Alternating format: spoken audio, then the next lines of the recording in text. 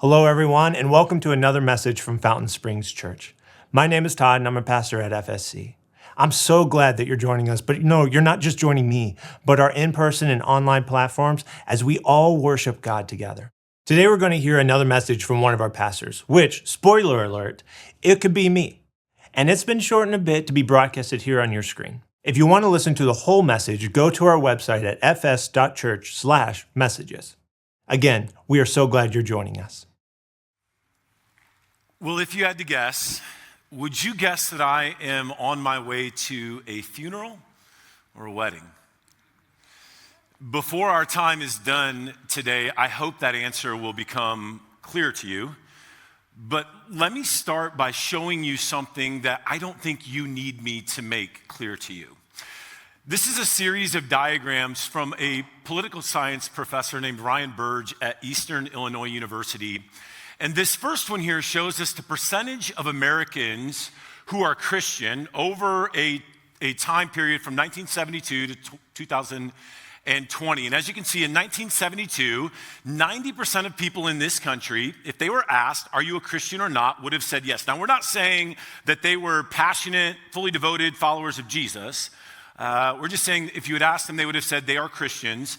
But then by 2020, that number drops to about 64%. And I would assume in the 4 years since then, it's increasingly fallen. This next graph kind of shows some of that information from the inverse. This is the percentage of Americans who identify as religiously unaffiliated. What sometimes as pastors, people in church, we call these the nones. They have no religious affiliation. And in 1972, that number would have been almost zero, right? Like 2 or 3%. But by 2020, it's grown to 30%, almost 1 in every 3. And I would assume as well that the last 4 years, we have seen that number climb more and more. Now I want to show you a chart from 2008 that kind of breaks this same information down, but in a smaller window, right? We're not going all the way back to 1972, but it also allows you to see it state by state. And what you want to pay attention to in this chart is just the color blue.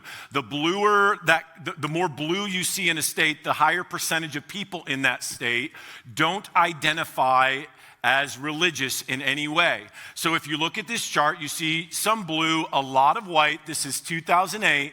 Now I want you to see 2022. In just 14 years, and then imagine what you suspect is happening over the last 2 years.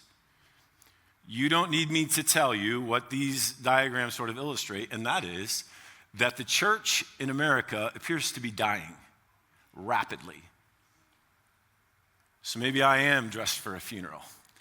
That's the bad news. At the same time, we have this promise that one day Jesus is going to return to claim his bride, the church, the people of God. And the very fact that you and I are sitting here is evidence that Jesus, I hope, has not returned, which means he still has work to do, which means we still have work to do, which means that some of these states we see behind me here, God wants to reach and save a lot more people in those states. So maybe I'm on my way to a wedding after all. Hello and welcome. My name is Nicholas. I'm one of the pastors here at Fountain Springs Church. And today we're going to begin a new series about how the Bible speaks to some of the more difficult questions that we are facing as Christians, and maybe today or even perhaps throughout history. And we're looking to God's word as the foundational source of truth in our lives for this discussion. Because we're told in the book of 2 Timothy, chapter 3, verse 16, starting there, that all scripture is God-breathed and is useful for teaching, rebuking, correcting, and training in righteousness, so that the servant of God may be thoroughly equipped for every good work. Scripture is not just a book about God. It is a book from God. It is God-breathed, spoken to us about him and about us and how we are to live. And so as we begin today, we're going to attempt to have a conversation about what I believe to be perhaps the most important, most confusing, and potentially most destructive cultural issue the church is facing. I believe that this idea of deconstruction is the single greatest human contributor to the graphs that we looked at earlier. And perhaps you're here today and you're hearing about it for the first time. Maybe that word is new to you. You haven't heard someone mention deconstruction. Maybe you're someone who's here and you grew up in the church and you would say that you were in the middle of deconstructing your faith and you feel like you're just kind of buried under years of weight and confusion. Maybe you're a parent here today and you have some children that you think might be deconstructing their faith, and this word seems to have just caught fire in recent years. So here's what I want to consider today. I want to talk about where deconstruction came from, how it came about, where it's going, what is deconstruction, and then I want to talk about how the people of God can thrive in response to deconstruction, even in the midst of this cultural conversation. So first, let's ask the question, what is deconstruction? Is it inherently good or bad? Is it neutral? Let me show you a few quotes from some Christian pastors and influencers that might help get us started. Now, this is from John Mark Comer, former kind of pastor in the Pacific Northwest, and now he's just kind of an author. Really like a lot of the stuff that Comer says. I don't agree with him on everything, but I like a lot of his stuff. Here's what he says about deconstruction. He says there's a good type of deconstruction. This is the type of deconstruction where Jesus and others use Scripture to critique the world's corruption of the church. The Christian rapper, he has a podcast now, Lecrae, says one type of deconstruction actually involves using scriptures to deconstruct unhealthy ideas and practices. And then this more charismatic pastor, gotten really big in the last few years, awesome guy, A.J. Swoboda, a little bit broader definition here, says deconstruction is the process of dismantling one's accepted beliefs. I wanted to show you those quotes here at the beginning because I want to just kind of call attention to what I think they're trying to do with each of those quotes, and I think I understand why. I think what Comer and Lecrae and Swoboda are hoping to do is they're trying to take a big scary word like deconstruction, and I'm hoping I can break this down for you in a few minutes so that it makes a little more sense because I'm getting some kind of glossy eyes looking back at me.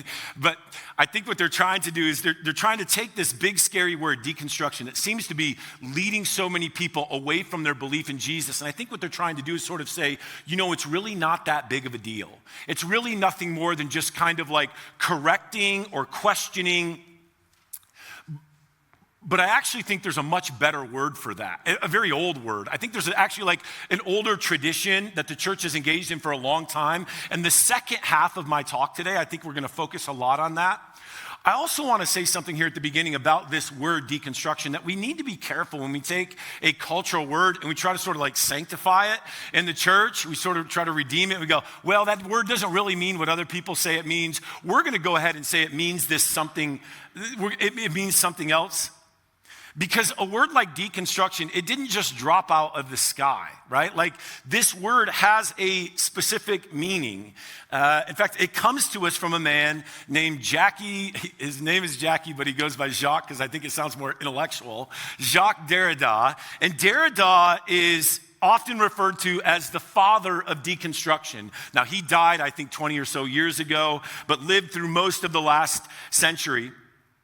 And when he described deconstruction, Derrida said something like this. This is taken from a book called The Deconstruction of Christianity by Tim Barnett and Alyssa Childers, but this is one of Derrida's definitions. He says, deconstruction is the dismantling of our excessive loyalty to any idea, or learning to see an aspect of the truth that might lie buried in its opposite. Now that's a little bit like, it's kind of like wordy and clunky. So let me try to help clarify what deconstruction is while also being fair to Derrida. And what I mean by that is I would want to say this in a way that I think he would nod along and say, yep, that's exactly what I think deconstruction is too. But let me start by saying it works a little like this. There are two kinds of truth when we talk about truth. There is objective truth, which would be like capital T truth, true truth. It's true for everyone. And then there is subjective truth, which is secondary truth. It's true for the subject. It's just true for the individual. There's these two types of truth. Now, Derrida is a postmodern philosopher. Now, it may not mean a lot to you, but the most important takeaway from postmodernity is the outright rejection of any claim to that first kind of truth. There is no such thing as objective truth. It doesn't exist. And Derrida believes this. He's also an atheist. He's deeply influenced by the teachings of Karl Marx. And he develops this concept of deconstruction as a tool meant to, among other things, destroy the belief in God. He rejects any claim to capital T truth. For Derrida, my truth is my truth, and your truth is your truth. Have you heard that lately? Now, fortunately, at the time that Derrida is writing about truth, there are some Christian thinkers and philosophers and apologists who are also writing about objective and subjective truth. And one of them is this guy, Francis Schaeffer. Now, because my undergraduate degree was in political science in English, I was required to read basically everything Francis Schaeffer ever wrote. And I'm grateful for it. He's a brilliant thinker, and for many years, no one ever really talked about him, although in recent years, his name gets mentioned a little bit more. He and his wife, Edith, started a community for intellectual seekers called L'Abri in Switzerland, where people went from around the world to just go study and kind of process their questions and their doubts. Well, Schaeffer talks about truth in the context of what he calls like a two-tiered universe. And he actually calls it like a two-story house. He says, like, imagine you have a house and you've got a first floor and a second floor. And he says, when we talk about objective truth, that first kind of truth, capital T truth that's true for everyone, he says that's the first floor of a house. It's foundational. Objective truth, the first story of a house is facts. It's true for everyone. It's not just true for the subject, right? So if I say 5 + 5 = 10, that's not just true for me, that's true for everyone here, right? Or if I say all snakes are reptiles, that's true. It's true for everyone. It's not a matter of opinion. But then he says, like, stacked on top of objective truth is a second story of truth. And this is what we call subjective truth. It's true for the person holding the belief or opinion. It's a little bit more like preferences. So I might say that,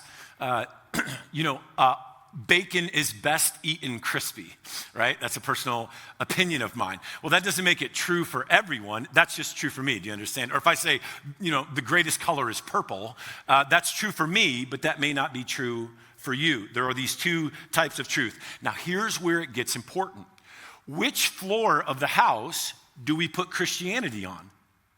Is the Bible, is what we're doing here objectively true, or is it just true for us?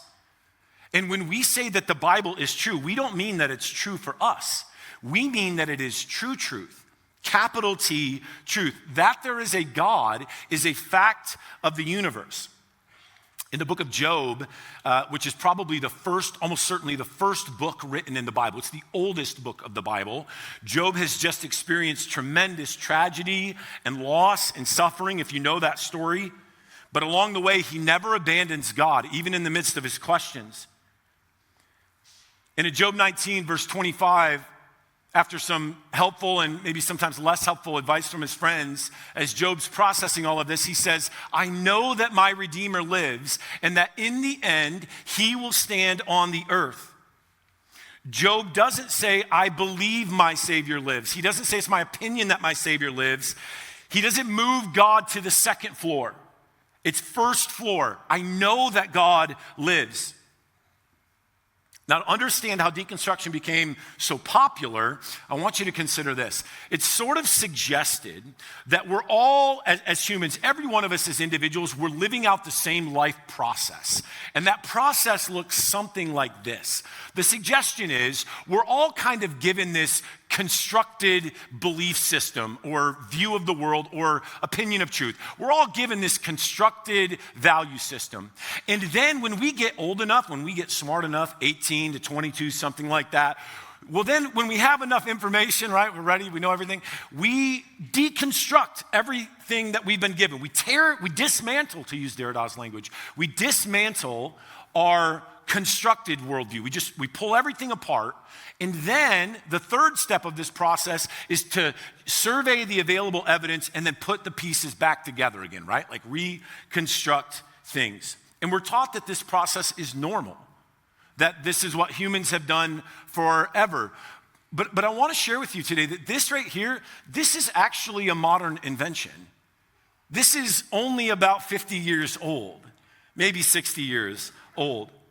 And it's often been used to inflate like the intellectual superiority of younger generations to get them to do the things that you want them to do. It was true in my day even, and I'm pretty old, but it was true in my day where we would be told, listen, your parents don't know anything about science or about mathematics. The world is changing so fast. Your parents can't possibly understand the world that you're living in. You're smarter than they are. When I was a kid, there was a song by Will Smith that was called Parents Just Don't Understand. Anyone remember that song? It was a song that sort of emerged out of these themes from the 1960s and the 1970s and the cultural and sexual revolutions that suggested there's a quote unquote generation gap between parents and their children. That term had never been used before. Just sprung up all of a sudden. Children cannot relate. There's a gap between them and the generation before them. They can't relate to the belief systems of their parents. It was just kind of injected. Never before had this claim been made, but it's now used to drive a wedge between one generation and another. But deconstruction isn't just divisive, it's even darker. You might even say it's demonic. Because deconstruction finds its roots, it's sort of a reenactment of Genesis chapter 3. Look what happens in Genesis chapter 3, verse 1. You know some of the story of Adam and Eve. They're in the garden. Things are going really well. There's a couple different accounts of the creation story. Everything is perfect. God says everything's the way that it should be. And then in chapter 3, verse 1, we're told that the serpent was more crafty than any of the wild animals the Lord God had made. And he said to the woman, did God really say, you must not eat from any tree in the garden? What is the serpent, which represents Satan, what is the serpent doing here if he is not deconstructing? Did God really say you couldn't eat from any tree in the garden? He's questioning the creator, right? And he's lying because God, of course, didn't say that. God said they couldn't eat from one tree in the garden. But Adam and Eve begin to process. They begin to think about it. Let's just kind of, let's kind of dismantle this a little bit. Let's pull this apart. What did God say? Let's wrestle with this. Let's embrace the mystery. Let's look at the uncertainty here. I don't know. What is happening here? And what Satan is doing is he's teaching Adam and Eve to critique their creator. But what is the basis they have as humans for critiquing their creator? And this is the heart of the deconstruction movement. It's this idea that I call forget everything you ever knew about everything. And that's kind of the starting point for this type of thinking. Essentially, throw away everything you've ever been taught, throw away everything that God has said, and critique God. But by what standard does a person critique God? Well, not based on what God said. We've forgotten that. We critique God based on our own thinking, our own logic. Well, I'll just use my mind. That's kind of what Adam and Eve do there. I'll just kind of think about it. Again, the goal of Derrida and others is to tear down the belief in God. Deconstruction is not neutral, even if we wish it were, or we want to use the word as if it were. I'm sure you've noticed that the word critical has been used more in recent years, and this isn't by accident. It's a primary tool of deconstruction. In fact, you might say it's the only tool in their tool bag because it's the only tool they need. They can transfer the source of truth away from the creator to the individual simply by encouraging you to criticize. A couple months ago, maybe, I taught a sermon on a biblical worldview. And one of the things I talked about was how is it we know what we know? How do we know what the truth is? How do we know how to answer like the big questions of life? And one of the things I said was, it may seem like there are endless options for knowing the truth, but there are actually only three. We either know based on our belief that the supernatural creator of the world revealed the most important truth to us. As Christians, we say it's through the Bible. Either he revealed it to us, revelation, right? But if we reject God, then we might say, well, we know it based on our own thinking, starting nothing more with my mind, with human logic, or rational thought, reason. I can just discover the answers to life's biggest questions. And if that's insufficient, then we might call the third option intuition. I just kind of know it. Gut instinct. Yeah, maybe it doesn't make sense to you, but I can just kind of feel it in my gut, right? And where we begin in our discovery of the truth will always determine where we end. You can't begin with the belief that God doesn't exist and arrive at the conclusion that God does exist, unless at somewhere along the journey you start over and you say, you know what, maybe God does exist, and work from there. And because deconstruction begins with the abandonment of God, it always ends there. It worships the human mind as the sole standard for critique. But deconstruction isn't just divisive, and it's not just possibly demonic a little bit. It also causes incredible damage. When deconstruction focuses on the Christian faith, it causes incredible damage. It doesn't usually begin with a battle of ideas. It usually begins with mocking and insulting. A very clever process. It almost always begins with mocking the truth, making it seem smaller, making it seem sillier, making it seem somehow less respectable, even absurd. And then it moves to like insulting the church, insulting the people of God, attacking Christianity, just kind of strip away from the reverence. What, you can't handle a little criticism once in a while? So let's talk about the way that we mock Christianity. We call Christian movies or Christian musicians or Christian actors corny or cheesy. We ridicule things that happen, maybe not all of you, but like the church, Big C Church, we ridicule things that happen in Christian culture. We make fun of things like abstinence or father-daughter dances or purity rings. We mock like worship songs or lyrics. Listen, I'm not saying every Christian movie that's ever been made is good, but there are a lot of bad movies out there. We insult the church. We call it stupid or lame or embarrassing. And I honestly just wonder, like, why have we become so comfortable mocking the church and mocking Christian ideas? Honestly, is it to make the church better? Is it to be edifying? There used to be a blog that I followed in probably 2008, 2009, and 2010 called Stuff Christian Culture Likes. And it was by a pastor's wife. I think she may have been a daughter of a pastor, but she wasn't making observations about things that Christians like. She was mocking Christians. She was laughing at their expense. It was born entirely out of cruelty. She wasn't laughing with, she was laughing at Christians. It was meant to humiliate. Tell me something that you love deeply that you also mock relentlessly. Like if I told you that I love my children, but I kind of endlessly just made fun of them in front of you and them. If I like posted videos on social media of my 4-year-old like falling down the stairs and bloodying his lip, and then I just laughed and said, what a clumsy little boy, he's so silly, he's so stupid, and I just like laughed at his expense, you would be right to say, hey, why don't you back off a little bit, bud? That's your son.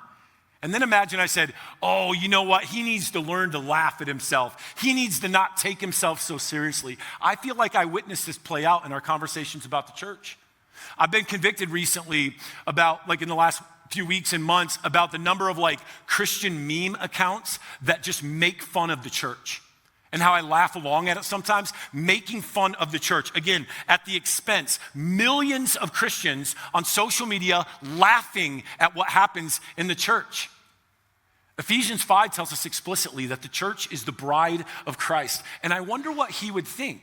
I wonder what he does think, that we're all laughing at his bride. Let me tell you what I would think if you came into my house and you mocked and insulted my wife in front of me. If you messed with the queen, you have a conversation, right? Probably not a very fun one with the king. But it's not just mocking. It then moves to insulting. How about the ways that like culture and documentary and news sources and celebrities insult followers of Jesus? Now, this isn't necessarily new, but I hear it all the time. In interviews and in song lyrics, the church is hypocritical. The church is so judgmental. The church rejected me. The church despised me. The church doesn't want me there. The church doesn't think I fit in. And can I just be direct? I've been around churches a long time. A couple years in college, I traveled at 2 different churches every weekend. I was part of this singing group. It was super cool. But we traveled to 2 different churches every weekend, and we would sing these songs, and we had a blast doing it. But I'd be in a different church every Sunday morning and another one every Sunday night. I've been in so many churches. I've been around so many Christians. I've been around so many of you. And honestly, I can honestly say, I have never once known a Christian who wouldn't throw their arms wide open to welcome in the world's worst sinner if they were interested in Jesus. Honestly, I've never seen it. I hear this accusation thrown around all the time. The church didn't accept me. The church didn't want me there. I've never heard anyone in my entire life who identifies as a Christian that also said sinners shouldn't be welcome in the church. I've never once seen it. I hear it. I've never heard a Christian say to other people, Jesus isn't for you. I'm sorry. You know what I have seen a lot though? And I mean a lot of times. I have seen people who are far from God try to come into the church, but they wanted to kind of continue living the way that they were living regardless. I've seen this a lot. I've done this even. And I've seen Christians and pastors who came alongside them and they said, listen, we love you, but the way that you're living is sinful. The Bible says it's sinful and it's going to destroy you. And I've seen those people walk out of the church and tell everyone they know that the church is judgmental and it's full of hypocrites and it despises them and rejects them. But I've honestly I can't think of a single time I've witnessed that actually in my life. Deconstruction is often accompanied by this strong desire to live in sin without having to feel bad about it. Sometimes it's not a search for truth as much as it is a search for license. And just to be clear, I'm not just kind of like spouting off, just like riffing here. I spent almost 10 years in a very progressive liberal city, ministering specifically, church planted even, ministering specifically to young people who had grown up in conservative Christian homes and were deconstructing their faith. I bet thousands of hours, I'm not exaggerating, in hundreds and hundreds of conversations with people and listened as they mocked the church and they insulted the church and they made fun of the Bible and they said the Bible is nothing but context. It's just contextual, like it's just cultural. I've witnessed this over and over again. Christianity is second story truth. I know so many people who've gone down this road and with almost zero exceptions, everyone I know that engaged in this deconstructive process, many of them pastors, are no longer followers of Jesus. They've abandoned their faith entirely. All right, that's the bad news. Now let's talk about the good news. You might be wondering if I'm suggesting that Christianity is so fragile that it can't be questioned. Absolutely not. In fact, I think that questions and doubts are some of the most important ways that we grow in our understanding of God. Even frustrations with God are some of the most important ways that we grow. It's no secret, one of my favorite authors is Frederick Buechner, and one of my favorite quotes of his is this: doubts are the ants in the pants of faith. They keep it awake and moving. Doubts are these things that stir, and we have questions and we wrestle with the truth. The good news is that there is this long, well-established biblical tradition for dealing with doubts and questions and uncertainties and even frustrations with the failures of the church. But it's called something more like reformation than it is deconstruction.